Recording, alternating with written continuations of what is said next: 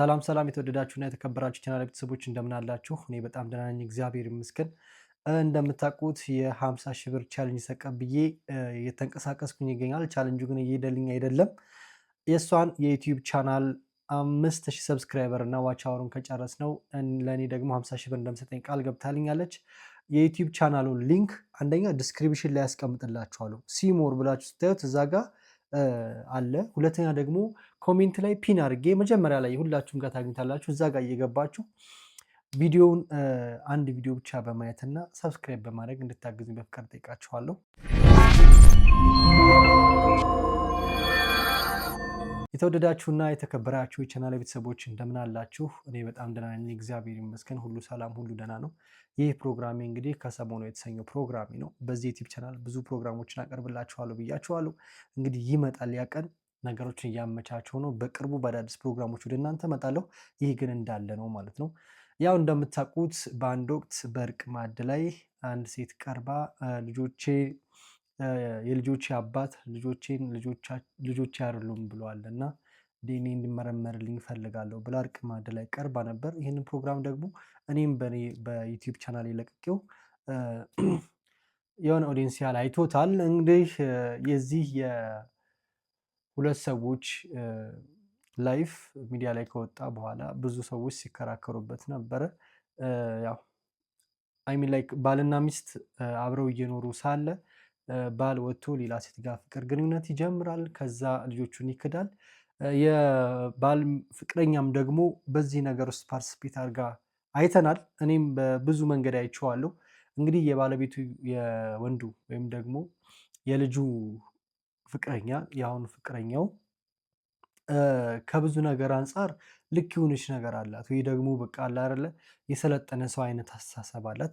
አንዳንዴ ደግሞ የሆነ የማይሆን ቦታ ትገባለች ማለት ነው። እና በብዙ ነገር ነው ያየኋት። ከባለቤቷም ጋር ቀርባ የዲኤንኤ ውጤት እንዲሰጥ ምላሽ በሚሰጥበት ሰዓትም ጊዜ ማለት ነው። እና ባለቤቷ እንግዲህ ያው ብዙ ነገር ዋሽቶ ሊሆን ይችላል፣ እውነቱንም ሊሆን ይችላል። ግን ያው በመካከላቸው ባለው አለመግባባት ፍቅራቸው እንደተበላሸ እያወራ ነበረ። ዞሮ ዞሮ አሁን ውጤቱ መጥቷል። ውጤቱ ምን ሊሆን ይችላል ብለን እኔም አስቤ የተናገርኩት ነበረ። እንግዲህ አሁን ውጤቱን አብረን ነው የምናየው። ምን ሊሆን እንደሚችል አብረን እናያለን ማለት ነው። ከላይ በተጠቀሰው መሰረት ከአቶ ጥላሁን ተገኘ የተወሰደው የዲኤንኤ ዘረመል ከህፃን ሳሙኤል ጥላሁን እንዲሁም ከህፃን ማክቤል ጥላሁን ከተወሰደው ዲኤንኤ ዘረመል ጋር ተመሳክሮ ሀረግን ታውቂያታለሽ? ዛሬና ባለፈው አይቻታለሁ። ዲኤንኤ ላይ ነው ያየሻት? ዲኤንኤ ላይ በደንብ አይቻት ነበረ። ቆንጆ ነች አይደለች? እውነት በይኝ እስኪ። ሁለቱም ቆንጆ አይደሉም። ማንና ማን ናቸው ቆንጆ አይደሉም? ጥላሁንም እሷም ሁለቱም ቆንጆ አይደሉም። ስለዚህ የመልክ ቆንጆ አይደሉም። እሺ በጣም ጥሩ። አልጠበኩትም እና አንዳንድ ጊዜ ቢያንስ እሺ በጣም ጥሩ። ስለዚህ ቆንጆ አይደለችም ማለት ነው። አዎ የመልክ ቆንጆ አይደለም ሁለቱም፣ ግን ጥላሁን ውስጡ ቆንጆ ነው። የእሷስ? እሷ ታውቃለች፣ አላውቃት። እሷ አታውቀውም። አሁን እሷ ለአንቺ ምንድን ነው የምትባለው? ጣውንት ነው የምትባለው? የባል እኔ ነኝ ጣውንቷ። አንቺ ነሽ ጣውንቷ። አንቺ ነሽ አይደል ጣውንት የምትሆኚው? ስታያት ምን ይሰማሻል? ምንም ቅናት የለም? ምን አገባኝ እኔ እኮ እየተደረኩባት። ስለ እውነት ከሆነ እኔ ነኝ የተደረኩት አይደለም። ስለዚህ ምን ያስቀናኛል? የምትቀናው እሷ ናት። እሷ ነች እንጂ መቅናት ያለባት። አዎ አንቺ ምንም አይነት የቅናት ስሜት አይሰማሽም? እኔ ምን ይሰማኛል? ሲጀመር ታሪኩን አውቀዋለሁ። ሲቀጥል ውስጡ ስለሌለች ምንም የሚሰማኝ ታሪክ የለም። እሷ ጥላሁን ልብ ውስጥ የለች። አንቺ ጥላሁን ልብ ውስጥ አለሽ? በጣም እርግጠኛ ነሽ? መስክሮልሃል መሰለኝ። መስክሮልኛል። በጣም ወዳት ወድሻለሁ ሲል ነበር። ግን እንደዚህ ሳስበሽ ታውቂያለሽ? እሷን የሆነ ቀን ላይ እንደተዋት እሱ አንድ ቀን ሊተወኝ ይችላለሽ አስበሽ ታውቂያለሽ? ይተወኛ ከመሰለው አምኜበት ነው መጋባው። ገባ? የሆነ ነገር ቀጥልበታለሁ አይደለም። ሲሆን ይሆናል፣ ሲቀር ይቀር። ይህን ያክል ራሴን አሳልፌ አልሰጥም። አንቺ ከመምጣትሽ በፊት አንቺ እስከምትመጪ ድረስ ከሀረግ ጋር እያወራን ነበረ። እስከ ሀረግ ጋር ስናወራ ሀረግ የምታነሳቸው ሀሳቦች ነበሩ። ለምሳሌ ያክል ግንቦት 30 ከኔ ጋር ነበረ። ከመውለዴ ከ3 ከ4 ከ5 ቀን በፊት እኔ ጋር ነበረ። አብረን ነው ስንፈሰክ የነበረው። ጿሚዎች ስለሆንን አብረን ጾም ለመያዝ አብረን ነበርን ብሎ ስትለን ነበረ። አንቺ ምን ትያለሽ? እሷ ከመውለዷ ከ1 ሳምንት በፊት ማለት ነው። ሊሆን ይችላል። እኔ የደበቀኝ ነገር አለ ብዬ አይደለም፣ ግን ደግሞ አይደሉም። እሷ ናት የምታውቀው አይደል? እሱ ደግሞ ነግረዋል። 2 ዓመት በፊት ነው ብለዋል አይደል? ከ2 ዓመት በፊት ነው ያገኘኋት። ስለዚህ እሷና እሱ ናቸው እንጂ የሚተዋወቁት በዚህ ጉዳይ ነው ላቃች። እንደው አሁንም ደግሜ ለመጠየቅ ያክል አላውቅም፣ ትክክል ሊሆን አልሆን አላውቅም። ባለፈው ጠይቄሽ ነበረ።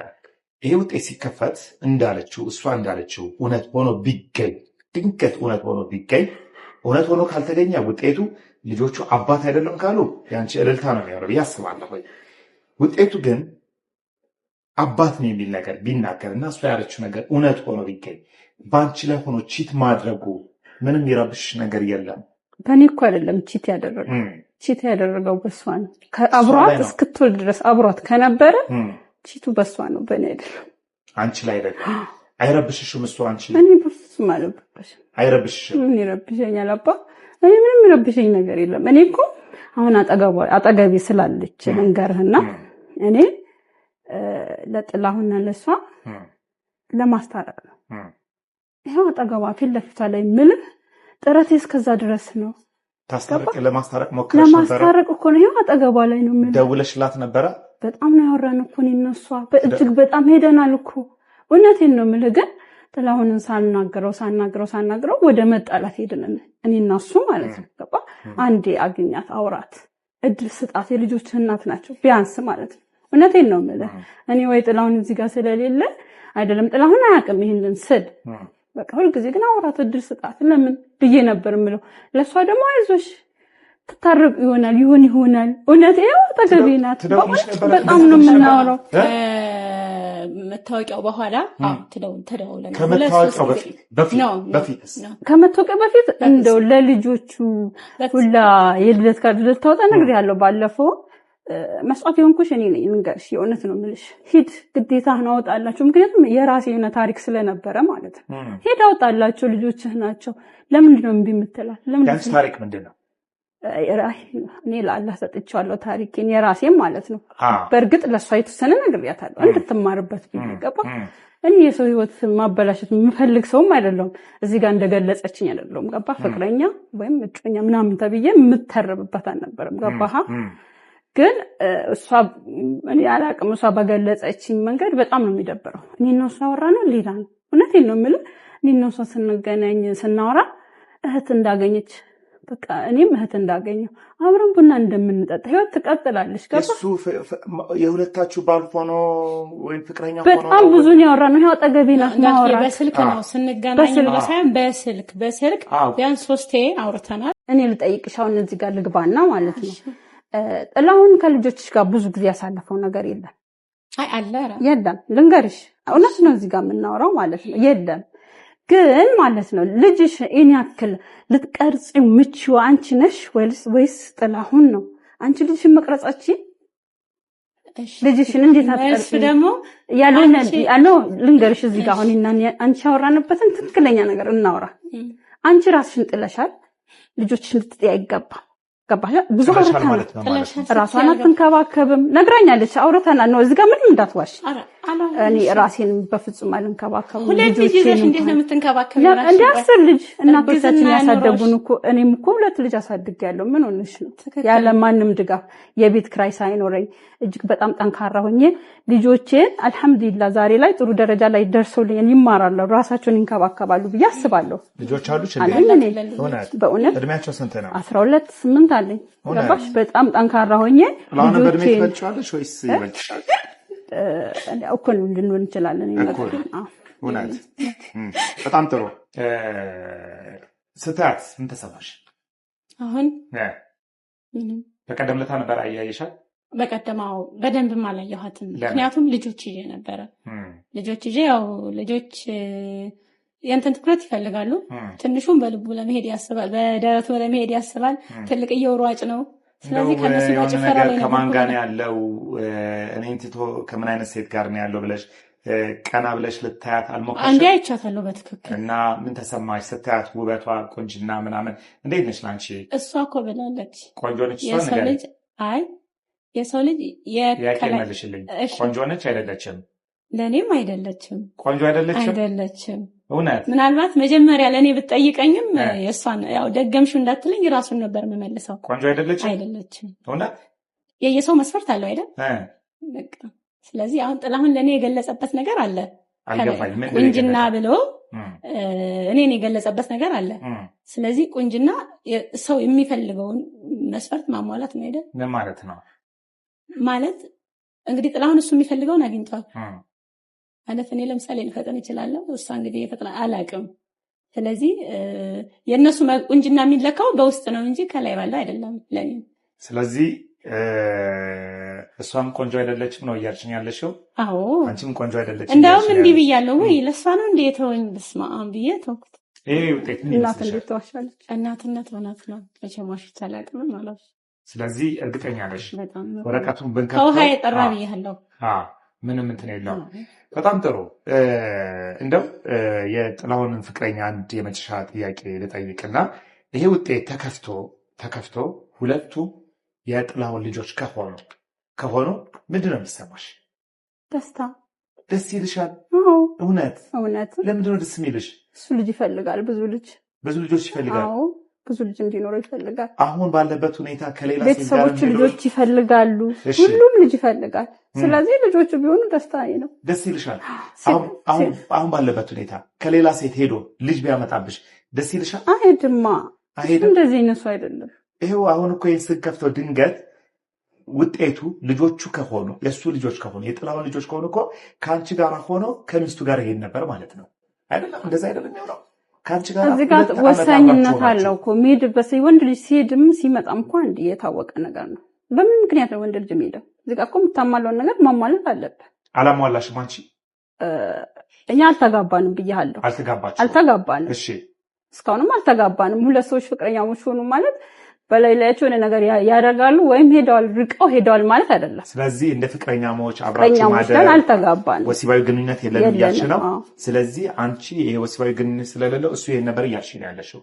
ያልኩህ እኮ አንዳንድ ሰው ማያሟላው ነገር ሲኖር የሆነ ነገር ሲፈልግ ትክክለኛ ቦታ ሊሄድ ይችላል። ስላልተጋባችሁ ነው ወሲባዊ ግንኙነት የሌለው ወይስ? አዎ በእኛ አይፈቀድ፣ በሃይማኖታችን አይፈቀድም። ሃይማኖትሽ ምንድን ነው? ኢስላም ነሽ። በጣም አንቺ ሃይማኖትሽ ምንድን ነው? ኦርቶዶክስ። የቄስ ልጅ ነኝ። የቄስ ልጅ ነሽ? ኦርቶዶክስ ነሽ? የጥላሁን ሃይማኖት ምንድን ነው? ኦርቶዶክስ ነው። የቄስ ልጅ ነው። እሱም የቄስ ልጅ ነው። የታፈሩ የተከበሩ አገር የሚኮራባቸው አቦታል። ስለዚህ ሃይማኖት ሳይገድባችሁ አብራችሁ ፍቅር ጀመራችኋል። እናንተ ሃይማኖት አልገደባችሁም፣ ትዋደዳላችሁ፣ አብራችሁ የኖራችሁ ነው። አብረን አንኖርንም፣ አብራችሁ እንደ ፍቅረኛሞች ናችሁ። አብረን መኖር አልጀመርንም። በጣም ጥሩ። እንደ ፍቅረኛሞች ግን ምንም አይነት ግንኙነት ሃይማኖት ስለሚከለክላችሁ ምንም አይነት ወሲባዊ ግንኙነት የለም እያልሽ ነው። በዚህ መካከል እኔ ይህንን ነገር ስለከለከልኩት እሷ ጋር ሄዶ ቢወልድ ችግር የለብኝ። ሲቀጥል ምን አለ መሰለህ እሱ ተምሯል፣ ከባለፈው ታሪኩ ተምሯል። በቃ ልንገርህ፣ እዛ ውስጥ መግባት የሚፈልግ ሰው አይደለም። ያው የዲኤንኤ ውጤቱን ከማየታችን በፊት አሁን እዚህ ጋር ስለ ልጅቷን አስተሳሰብና አንዳንድ ነጥቦችን ማውራት ስለፈለግኩ ነው ያቆምኩትና ምን አለ መሰላችሁ እቺ ልጅ አይሚን የባልየው እጮኛው ወይም ፍቅረኛው በሁለት አይነት መንገድ ነው እኔ የማያት። የመጀመሪያው ለልጆች ያለ አስተሳሰብና በጣም ያስገርመኛል። ማለት ኦፕን ናት። ልጆች አባታቸው ጋር ማደግ አለባቸው ብላ ታምናለች። እንዴን ልጆች መኖራቸውም እሷን የሚረብሻት አይነት ሴት አይደለችም። ይሄ ነገሯ በጣም ይመቸኛል። አስተሳሰቧ ምርጥ ነገር አላት። ግን ሁለቱም እናቲቱም ደግሞ እቺም እጮኛዋም የሚተያዩበት መንገድ አልተመቸኝም። ይሄ ነው አንድ ወንድ ህይወት ውስጥ የሚኖሩ ሴቶች የሚተያዩት በቃ በማይሆን እይታ ነው። እና ቁንጅና በምንድን ነው የሚለካው? የሆነ ሰው ቆንጆ ነው የሚባለው በምንድን ነው? እግዚአብሔር የፈጠረው ሰው ቆንጆ ነው ሰው እና አንቺ ቆንጆ ነሽ ብላሽ ታስባለች ስትባል አይደለችም፣ ይችኛዋም አይደለችም ምናምን ብለው ይነጋገራሉ ማለት ነው። ሁለቱም ቆንጆ እንዳልሆኑ ያወራሉ። ይሄ የመጣው እንግዲህ ውስጣቸው ባለ ቁስል ሊሆን ይችላል፣ ተናዳባትም ሊሆን ይችላል ምናምናም። ግን የሰው ልጅ ቁንጅና የሚለካው በማንነቱ ነው። ምክንያቱም እኛ ሁላችንም የተፈጠርነው በእግዚአብሔር አምሳል ነው፣ በእግዚአብሔር ምሳሌነት ነው የተፈጠር ነው እና ፈጣሪን የሚመስል ሰው ደግሞ ሁሉም ቆንጆ ነው እና ደግሞ የሰው ልጅ የቁንጅና መለኪያ ፐርስፔክቲቭ ይለያያል እና እኔ የማይበትና የሆነ ሰው የሚያይበት የቁንጅናን እይታ የምንገልጽበት መንገድ ይለያያል። ግን ሁሉም ሰው ቆንጆ ነው። ለዛም ነው ሁሉም ሰው የሚያገባው። ለዛም ነው ሁሉም ሰው የሚወልደው። ለዛም ነው ሁሉም ሰው የሚፈቀረው። አንድ ወይስ ካም ቱ አስ ላይክ ይሄ ስለ ፍቅር ምናምን ብለን ስናስብ ደግሞ ፍቅር በውበት አይደለም የሚይዘው።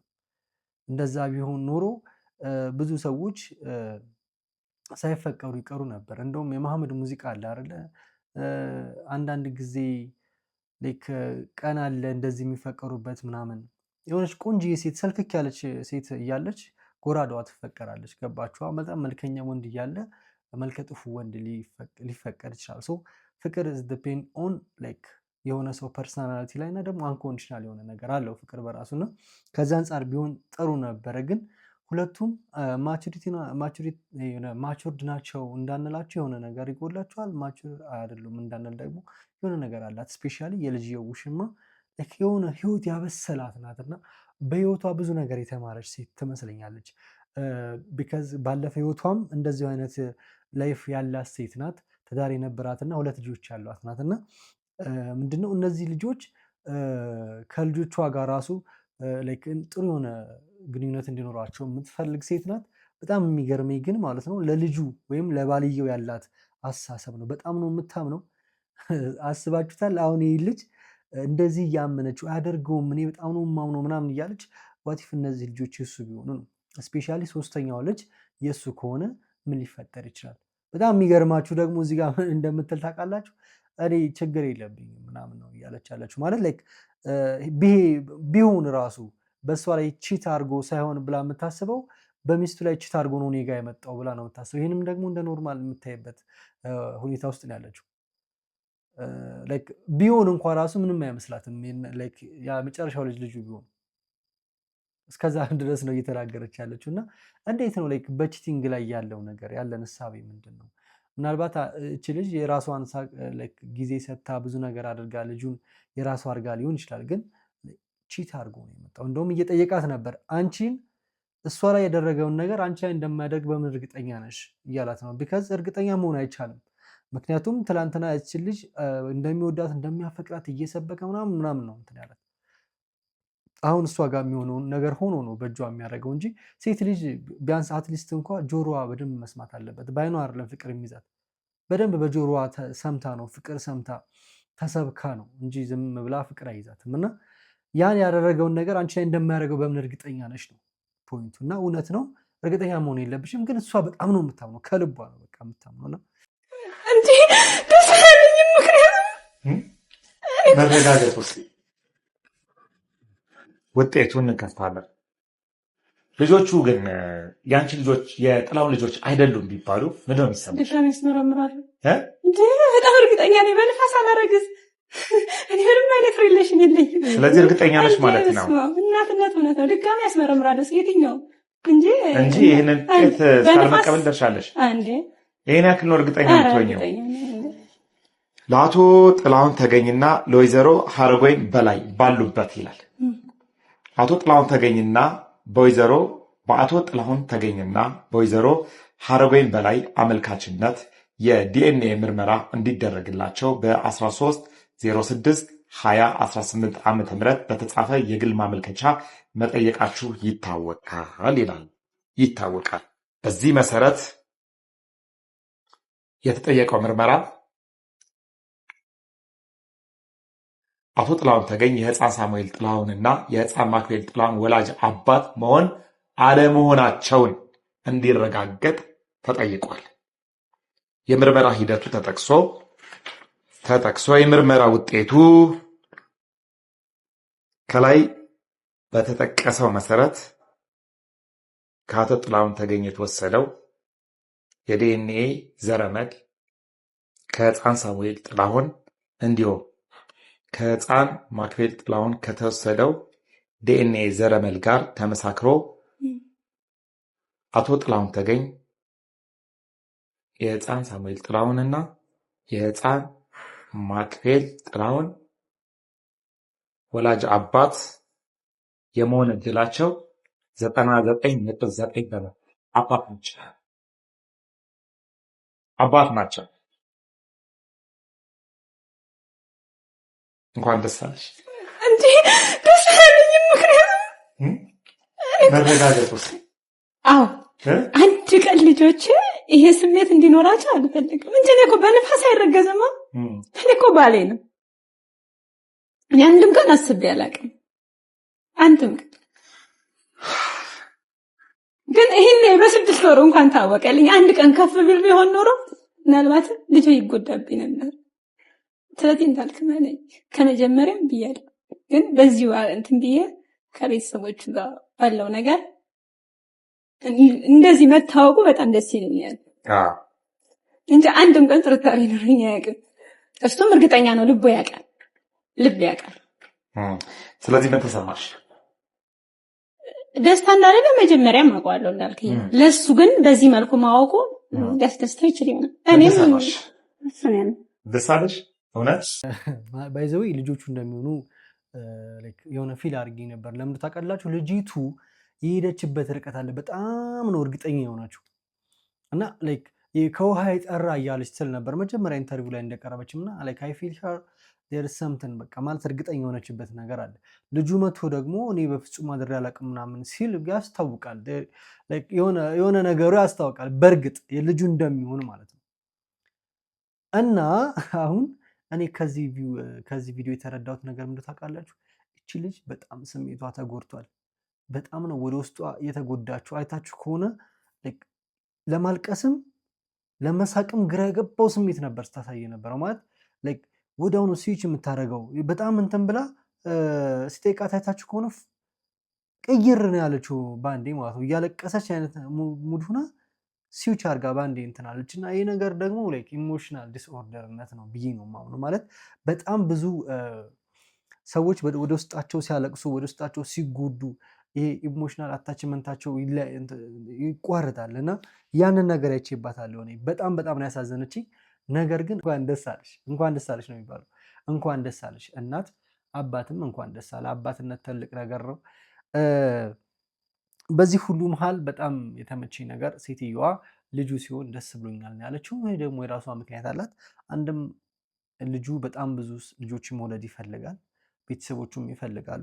እሷም ለልጆቿ ወንድም ትፈልጋለች። በዚህ ደስተኛ ናት። እንደውም ልጆቹ ባይሆኑ እንደሚከፋት እየተናገረች ነበረ እና በጣም ደስ የሚል ነገር ነው። እንኳን ደስ አላችሁ ለሁላችሁም። ያው ሁሉም ደስተኛ ስለሆኑ ልጆቹንም እንደምታሳድግ ቃል ገብታለች። ቢካዝ እኔ ልጆቹ ለልጆቼ ወንድም እንዲሆኑና ቤተሰብ እንዲሆኑ ስለምፈልግ በቃ ራሴ ሰፖርት እያደረኩኝ ኢቨን ሀገር ቤት ላለው ልጁ ራሱ ሰፖርት እንደምታደርግ ነው የተናገረችው ማለት ነው።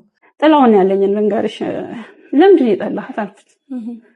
እዚጋ ለእኔ ቆንጆ አይደለሽም፣ በእርግጥ የፊት ቆንጆ አይደለሽም፣ ውስጥ ቆንጆ ሊኖርሽ ይችላል። እና ለምንድን የጠላሃት ብዬ ስለው በጣም ዝርክርክር ነች፣ ራሷን አትጠብቅም፣ በቃ ራሷን አትጠብቅም ማለት ስለው በቃ ራሷን አትጠብቅም። በጣም ማልፈልገው ነገር ነው። በቃ እሷ ላይ በጣም ብዙ ነገር አላት አለ።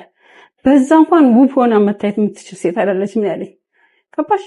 በቃ ራስሽን መጠበቅ ነው እንጂ እኔ ስለሌላ አይደለም። ጥላሁንን አሁንም ነው የምላችሁ፣ ሚዲያም ላይ አውጡት። አሁንም እናንተም ችላችሁ አስታርቃችኋት አብረው የሚኖሩ ከሆነ እኔ ችግር የለም። እውነት ነው የምልህ። አንደኛ የትኛውም ልጅ አባቱንም እናቱንም አጥቶ እንዲኖር አልፈልግም። በቃ ልጅ ከቤተሰብ ሲያድግ እና ዝም ብሎ ወይ ከእናት ወይ ከአባት ሲያድግ የተለያየ ባህሪ ነው ያለው።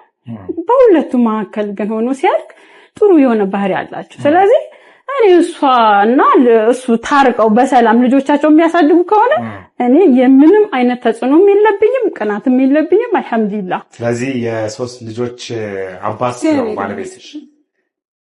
የመጀመሪያው ልጅ አምናቸዋል ብዬ ነው። ስለዚህ የሶስት ልጆች አባት ነው የምታገቢው፣ የሶስት ልጆች አባት ነው። ደስተኛ ነሽ? በጣም 5 ልጆች ሆኑላችሁ። 2 ልጆች አሉሽ አንቺ። በጣም ጥሩ። እኔ ልቤን የያዘው ከምሬ ነው ብላችሁ። እኔ እርግጠኛ ነኝ። ስለዚህ ደስ ብሎሻል ማለት ነው ውጤቱ ስለተረጋገጠ? አዎ ስለተረጋገጠ ደስ ብሎኛል። ግን የምታስተላልፊው መልእክት? የማስተላለፈው መልእክት ውሸት ባይኖር እንደዚህ አይነት ክህደት እንደዚህ አይነት ዙሪያ ጥምጥም ባይኖር ተነጋግረን መፍታት እየቻለን ይህን ያክል ባንሄድ ጥሩ ነበር። ዛሬ አሁን እሷ ከምትመጣ እሱ መጥቶ ቢቀበል ደስ ጥሩ ነበር አይደል? ለምሳሌ ቀላሉን ስናየው።